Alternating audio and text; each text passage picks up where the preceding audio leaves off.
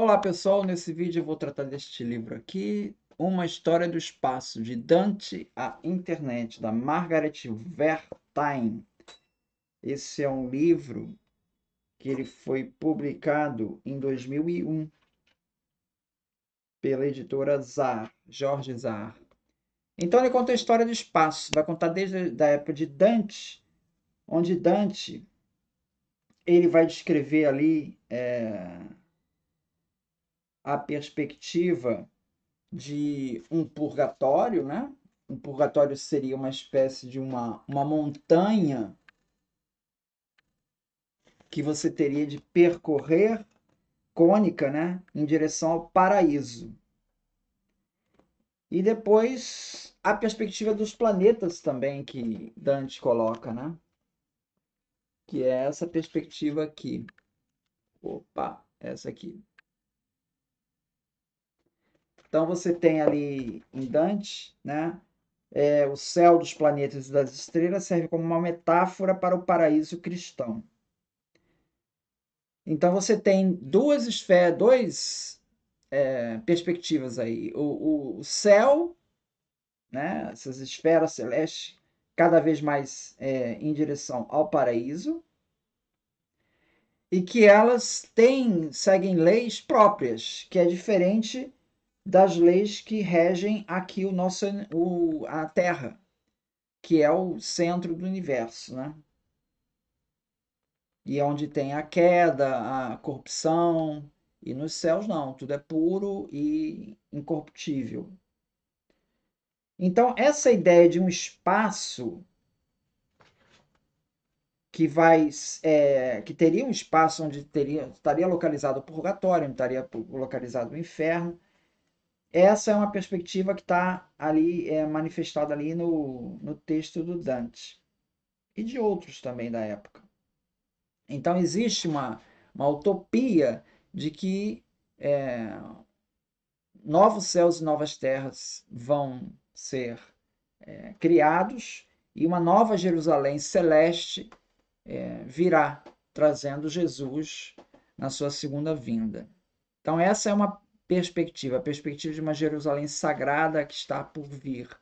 Então, essas figuras, essas imagens, estão todas relacionadas com o espaço, né? Estão todas relacionadas com o espaço. Então, a cidade sagrada de Nova Jerusalém foi a grande promessa do cristianismo primitivo, uma polis idealizada. Ela é, por vezes, representada em imagens medievais como uma cidade murada a flutuar sobre uma massa de nuvens. Para os que aderiram aos ensinamentos de Jesus, a cidade sagrada era a recompensa máxima, um eterno refúgio de beleza e harmonia acima e além do conturbado mundo material. Essa perspectiva, ela vai depois, o livro vai tratar do chamado da revolução que aconteceu ali no Renascimento com relação à descrição do espaço, que é o surgimento da perspectiva. Então você consegue representar num desenho uma figura tridimensional a partir de um ponto de fuga, entendeu? A partir de um olhar de um observador. Então, essa perspectiva ela codifica a posição do artista. Então, o artista passa a ser o centro dessa representação. Depois você tem a representação do céu celeste, que ali vai falar da revolução científica com Galileu, quando ele vai então trazer o conceito de que as mesmas leis que regem aqui a nossa Terra, elas estão regendo ali os céus, né? Que não são marcados por imperfeição, né? A Lua, ela é repleta de crateras, ela não é perfeita.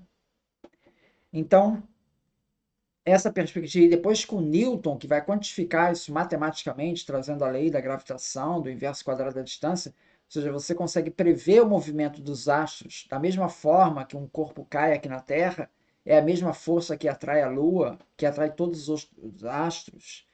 Então, essa perspectiva ela traz uma nova perspectiva de que não há nada diferente nos céus, né?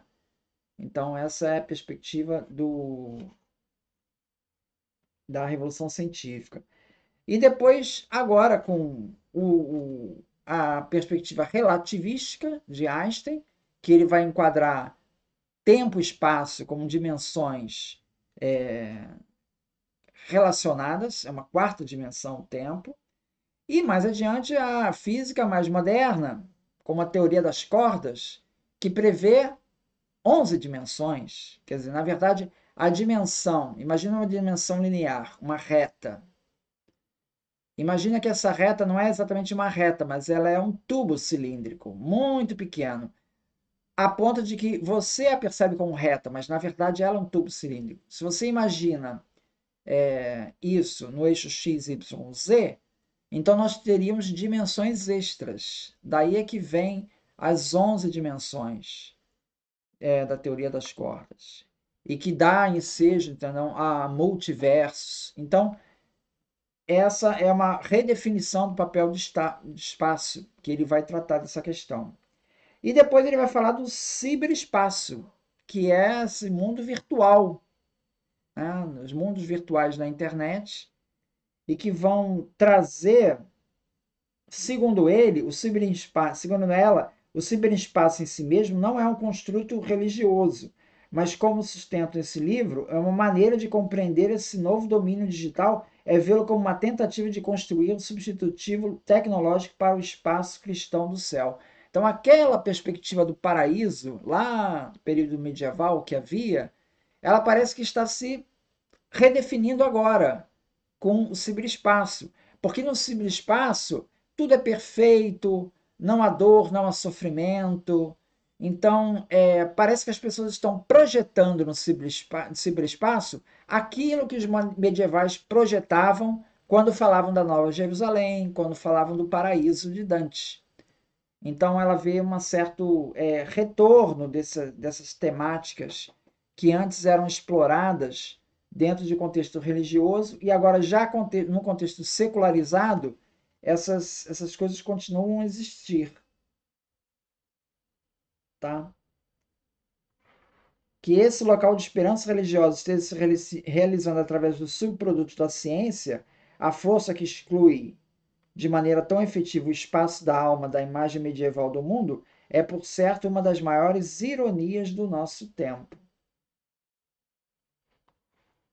De uma maneira ou de outra, quase todos os paladinos, principais paladinos do ciberespaço, manifestaram uma atitude religiosa. Kevin Kelly, na revista Wired, não está sozinho em absoluto ao ver dados da alma no silício. Começa a se discutir a ideia de que você poderia codificar sua alma em bytes, né? Essa perspectiva, a autora aqui, ela critica. Ela critica por quê? Porque, na verdade, a nossa consciência ela é formada por dados que as nossas memórias que a gente tem não são exatamente memórias que a gente tenha num determinado momento. Essas memórias vão e vêm. Então, se você fizer o download num determinado momento, você não vai ter todas as suas memórias ali. Parte delas estão latentes, não estão ali naquele momento, mas vão aparecer depois. E segunda questão é que a memória, ela são memórias inventadas muitas vezes. Ou seja, o nosso cérebro, ele inventa memórias, ele reconstrói situações que na verdade não ocorreram. É uma perspectiva que o nosso cérebro monta. Então, tudo isso torna difícil a possibilidade de fazer um download da nossa memória. Então, ela critica essa perspectiva de que a gente possa se perpetuar no ciberespaço, ou que a gente possa ressuscitar no ciberespaço. Segundo ela, isso são conceitos medievais que estão retornando, mas que, na verdade, tal como na época medieval, são coisas que são utopias, não são factíveis, mas que estão sendo alimentadas agora, não mais no contexto religioso, num contexto secularizado. Então, ela vê essa perspectiva. Ela fala que, com relação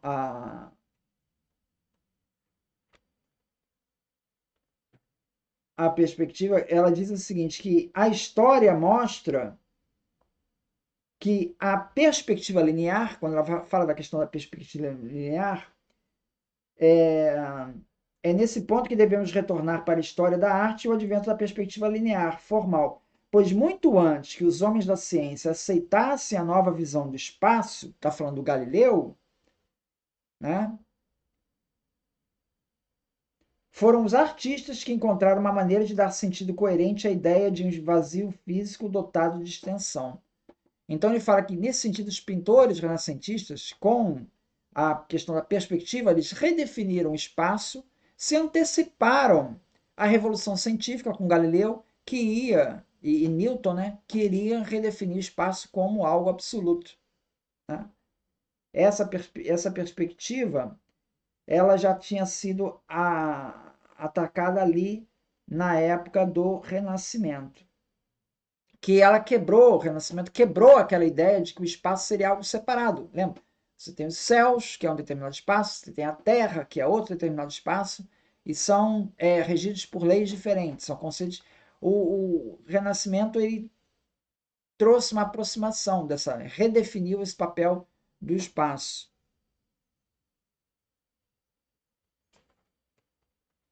Outra coisa interessante que fala aqui na página 27,